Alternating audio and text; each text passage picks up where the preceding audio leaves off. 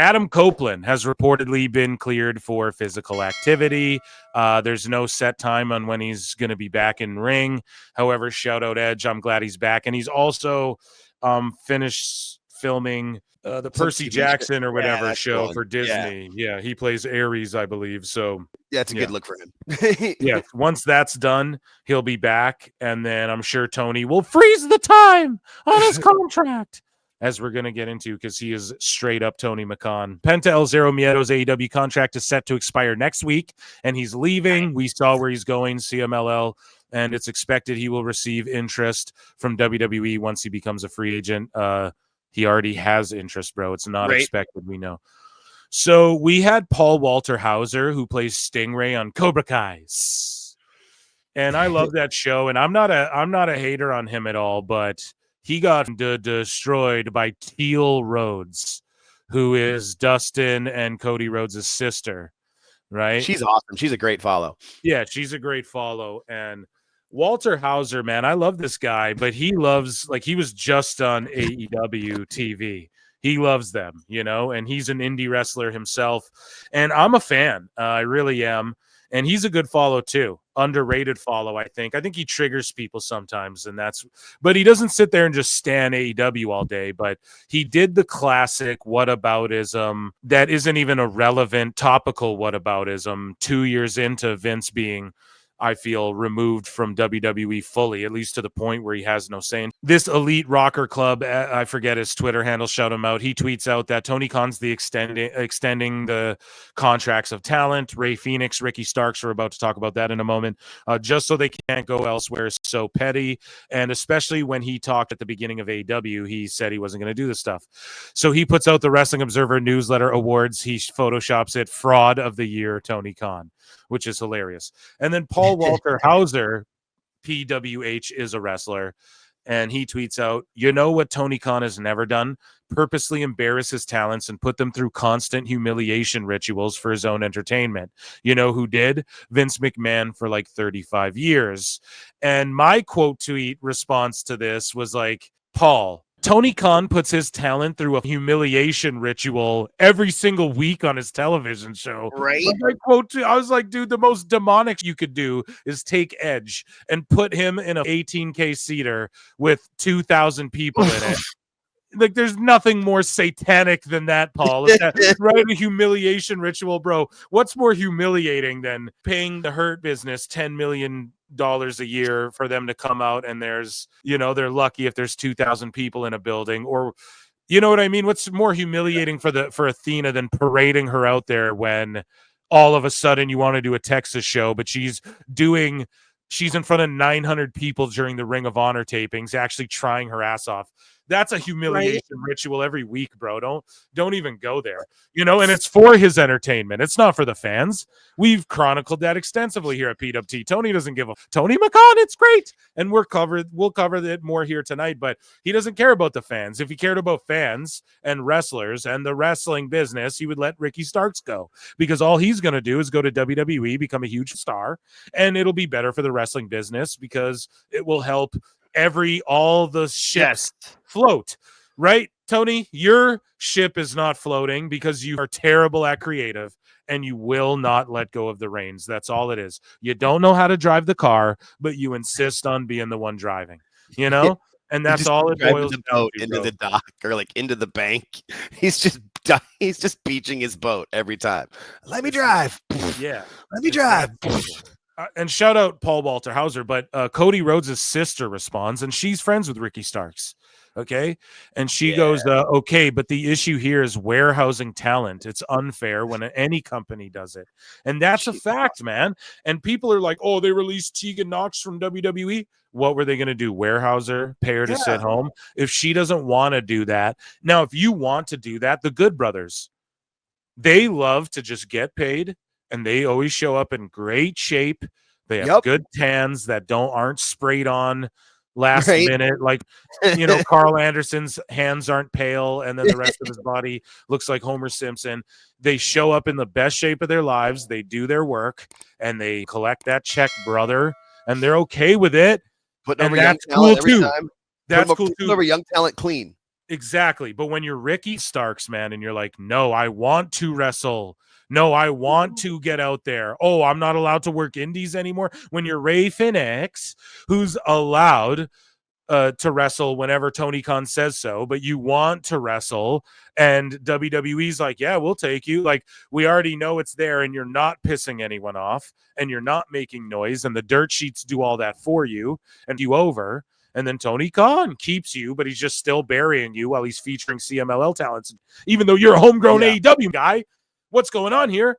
You can't keep these guys hostage. It's like an Ali thing. They're not using Ali, but Vince is not letting him wrestle or do what he.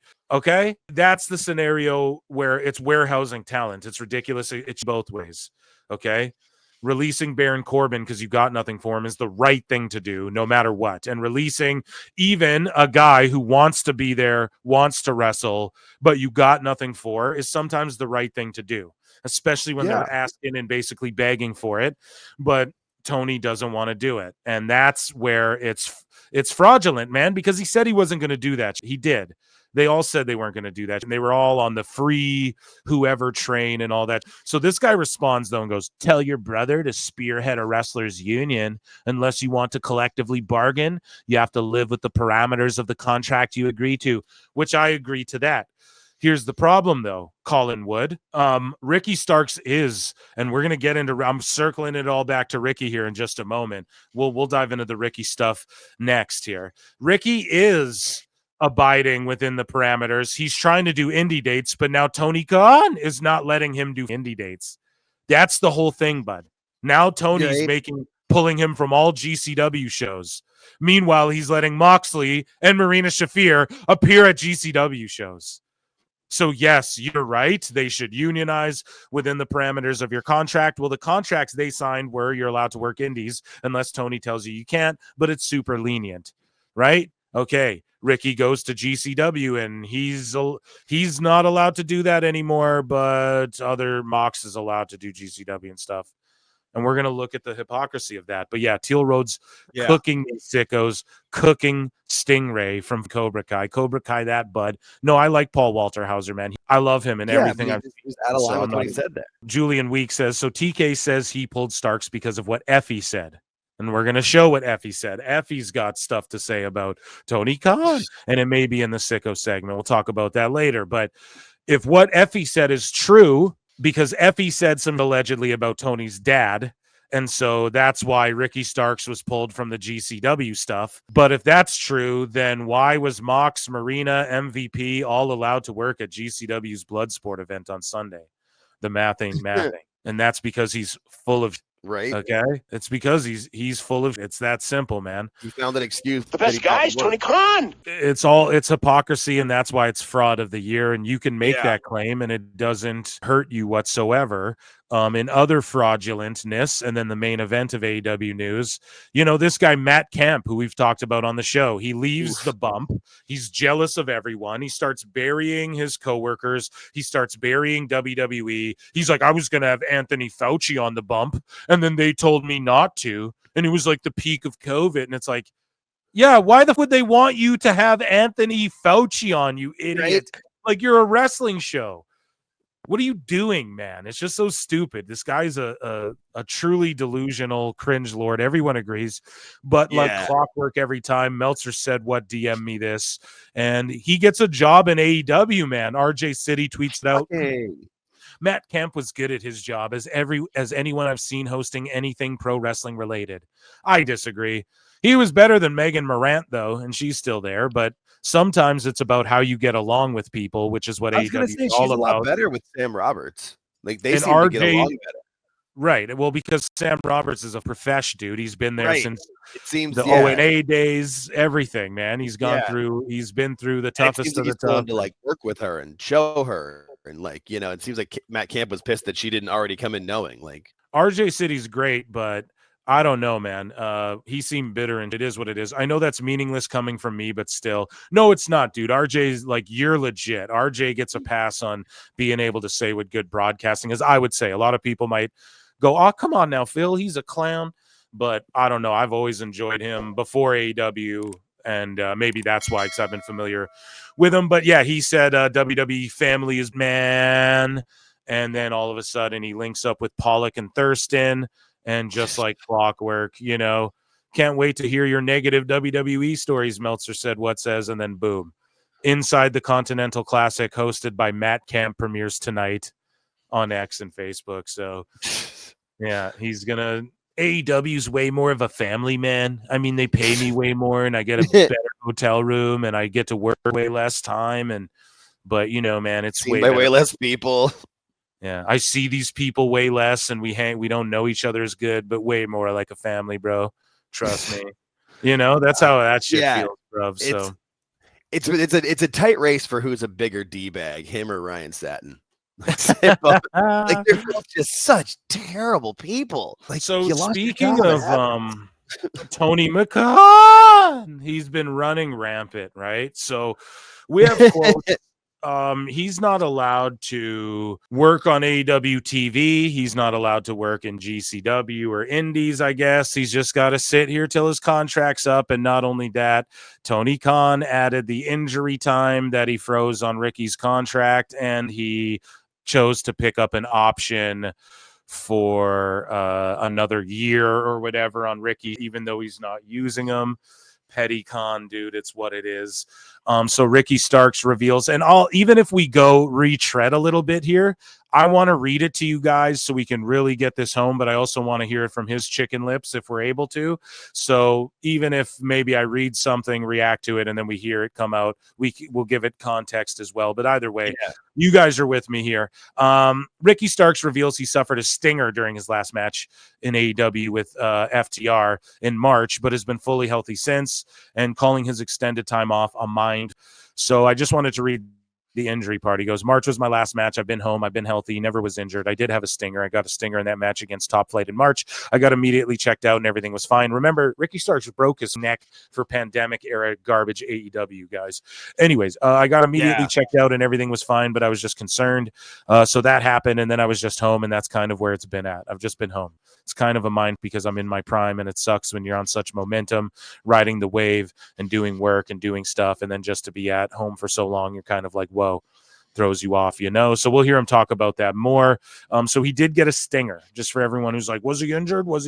No, he got a stinger and he got checked out, was fine, and then they just got nothing for him. So Ricky Stark says he has speculations about why he's been off AEW TV, but lacks a definitive answer. And he says he could have 1,000 theories about what's really going on, and he would love to know the exact reason. We'll hear him talk about that more. We know the exact reason, chat. Right. It's this right here. This is the exact reason, because he's a superstar. Look at him. Because he's with Cody Rhodes and his daughter and QT as well. Right. So, and QT was trying to work in WWE and just didn't work out. Yep. They just don't want him. And then look, WrestleMania, Rumble, all these moments, he's there because he's part of their family. Cody's helped bring this guy up. He addresses the criticisms of going to WWE shows to support Cody and Jade. Right. They're peoples too. And they still train together, and they've always been Cody's peoples. So, Ricky says, I still to this day don't see a problem with it. I go into this because I'm a fan. I love pro wrestling, regardless of where I work. I'm going to go support people I love, and I'm going to support wrestling in general. I was there to watch Jade's first Mania match. I was extremely proud. I was there to see Cody's match. Guess what? I was at the Mania the year before that and saw Cody lose. There's no issue with somebody being at another show like an artist. Like Jay-Z ain't going to go to another rapper's concert. Exactly. It's only blown up like that online. Perfectly said, dude. According to numerous AEW sources, AEW had an option year in the spring of 2024 in which they picked up, dude. Those spoken to so in the spring, Tony picked up the option knowing he had nothing for Ricky, and Ricky didn't want to be there. Those not that he knows, but it's obvious, right? Those spoken to said that prior to the option being picked up, he was hoping to test the open market. So he's like, yeah, dude, I want to go test the open market. Tony's like, no, even though he said he wouldn't do like that. And he puts options on everybody so he can gauge whether or not WWE's interested or not, but it doesn't matter, Tony Khan. They can take Lexus King and make him a star, right? You know what they're going to do with Ricky. It's game over, son. Now you're scrambling, and now you're just making it worse. So Ricky Starks has been pulled from all of his upcoming planned GCW appearances by AEW, according to GCW sources. They released a statement on it. I'm not going to read it because I didn't have a bookmarked dummy. Yeah, but essentially he's pulled off all of his. Meanwhile, Moxley can show up and do this indie, and they pulled him off allegedly because of what Effie had said about ShadCon in the past. Well, I don't know. The math ain't math. And maybe Mox was like, no, Right. I have to show up. And Tony's like, okay, but this is the last one. Maybe that's how it went down. But either way, Ricky shows up in GCW to make some noise. He starts showing up to some of these indies again. But because GCW's hot and Tony's trying to do the Hammerstein Ballroom right around their big show there and cut off their life force, because Tony is Vince McMahon, right? He's Tony McMahon at this point, 100%. Yeah, it's great, pal. Legitimately, that's what's The going best guy on is here. Tony Khan. He's becoming Vince, so he's going The to voice changed and everything. He went from the yeah, Tony to yeah, no, it's the transition is complete. And he's fully pulling an old WWE Vince move where he's trying to take the Hammerstein out right around the time from GCW. And then they leaked this story saying that GCW people were handing out free tickets at the AEW show. And what's his face responded to that? The guy running everything. What's his name again? Is it Lauderdale? That's GCW, Yeah, right? yeah, Brett Lauderdale. He responded and said, he's like, were there people handing out tickets? He's like, no. Were people at the AEW show handing out flyers? He's like, yes, 5,000 to be exact. He's like, it's called marketing. We were at AEW handing out GCW flyers. Like, yes, we were doing that. But no, we weren't giving out free tickets. And even if we were, like, I don't think he said that part, but even if they were, it's like, okay, AEW doesn't do free tickets. Like, you guys aren't above and trying to harm them. And AEW, I told you guys this would start happening. They're looking at GCW and AEW as competition now, because GCW probably sell out the Hammerstein, and AEW it's gonna be tough for them to sell that thing out, man. It's not going to be easy for Tony to sell that thing out. And if they don't, their show's going to look horrendous. And so they're hurting the GCW show as well by having it so close to theirs. It is what it is. But ultimately, AEW is now in competition officially with GCW and TNA. You heard it here first, or else AEW would have let Ricky do in GCW. But that mall show looked dope as Ricky made that entrance on the escalator with his music playing. The place erupted. You had Mick Foley there, Kurt Angle. It was a great show. They're in this mall. Was that the Mall of America? Like, what was that? I don't know. It could have been. I'm not sure. Tony's just jealous because he ain't thinking like that. He could be doing dope shows from the Mall of America. He could be doing dope shows from the Hammerstein. Instead, he's following GCW. He's playing catch up to GCW. He could have did the bingo hall instead of NXT. He could, or the 2300, right? He could have did all that, but instead he's playing catch up because he's unoriginal, because he's not creative. Oh, I'm a stats guy and I know all wrestling and I fantasy mark book. Doesn't mean you're good at making creative decisions or you're good at creative. Cool, you're book smart. Awesome. I'm not very book smart, but I'm very smart in other street smart or artistic smart. I don't know if it's the other side of the brain. I don't know what it is, but it's like a whole, I'm smart in a different way, Tony, right? And I smell your guys'. Here's the thing, bro. You pulled him off all GCW shows because he showed up there. It went viral and everyone's like, word, Ricky can do something in GCW. It got people excited until if he's not going to do it in AEW, GCW's hot right now. So maybe he can do something there until WWE can get him. There was retweets with Matt Cardona, and it was a better story than anything in AEW all year.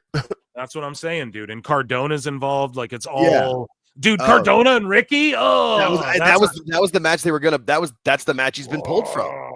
That was the match it was gonna be. If Tony wasn't a piece of, he could have. Sorry to call him a piece of, but for real, it's true though. Like creatively, and like in the wrestling business, your ass, but brother, it's okay. Like if he wasn't so bad at it, he could have done Cardona Starks, and that's a great program in any federation, So moving along, let's listen to Ricky. It was a mall in New Jersey. George Mall put of in the New chat. Jersey. There you Or go. in In New Jersey, Jersey. East Rutherford, New Jersey.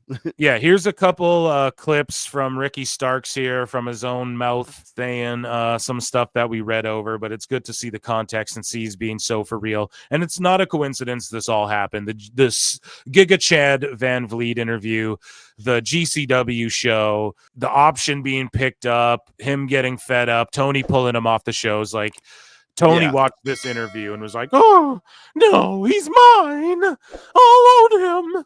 I had people from my job being like, I had one guy, he was just like, were you at the Rumble last night? I said, yeah, and what the f about it? What about it? He goes, just saying that's a bad. Bro, he's calling out people he worked with. I want to know, chat, someone dig it up. AEW Mole. I know you're listening. Expose it and tell us who the went up to Ricky Starks. Dax. Who went up to Dax? Yeah. I think it was Dax. Yeah. Who went That up to sounds Ricky like Dax. Starks and said, bro, it's a bad look to. Are you serious, bro? Tony got this guy on a leash. Who the hell rate the went up grease to of this it. guy and said, yo, man, it's a bad look for you to go into the Rumble, man. You're not allowed to be a human being here, bro. Did you not know that? Look, I said, how is it a bad look? I can't control somebody taking the security footage while I'm walking to a bus. I don't control that. Like, how is that? Tell me how that is a bad look. We got people on our own program talking about other people at the other company, but yet me having my security footage exposed is a bad look. Give me a break. I had people. It's the goofiest, bro. When people go to AEW, they put some in the water. It's like when in that movie Space Jam, like the OG one, the good one, where he's like, oh, Mike's special water. Like Bugs Bunny's like, yeah, we got the special water here. It's Mike's special water. And there's like nothing in it. It's just normal water. I swear there is actually something in the water, and they hand it out, and it makes people goofy over there in AEW where they start doing weird shit. And if you guys watch over on Patreon, the full unedited version of 10 minutes of Tony Khan, where it's every interaction or every appearance or mention of Tony Khan in that reality show, anytime he interacts with Ricky Starks just looks at him and smiles and is like, yeah, oh, it's great, boss. Like, you can tell he's never taken this guy seriously, and it's not hard to see why with like that. You have people coming up to you backstage. His exact reaction here, I need to put this on the soundboard. Listen to this first part one more time. From my job being like, I had one guy, he was just like, were you at the Rumble last night? I said, yeah, and what the about it? What the about it, bro? Who? Yeah, I was. And then he says, what? What about it? He goes, just saying that's a bad look, I said, so here's a bit of a longer clip. Shout out CVV as well. Check him out. You guys probably already are subscribed to him. But Ricky Starks showing up to WrestleMania 40 to support his friend Cody Rhodes caused Tony Khan to be a petty man-child. Ooh, I can't wait. The main event of this AEW Hot News segment. Let's listen to what Ricky has to say about Tony Khan being a baby. Are you still under contract with AEW? Yeah.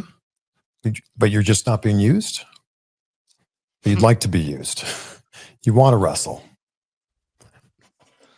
What's going on? Beats me.